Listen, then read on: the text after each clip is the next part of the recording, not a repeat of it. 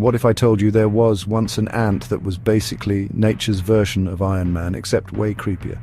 Around 98 million years ago, Lingua Myrmex vladi, nicknamed Vlad the Impaler, scuttled through Cretaceous forests with scythe-like mandibles tipped in zinc, giving it actual metal-reinforced jaws.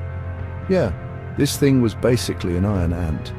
Scientists believe it used those weaponized jaws to stab soft-bodied prey and then lift them into the air using a freaky unicorn-style horn on its head.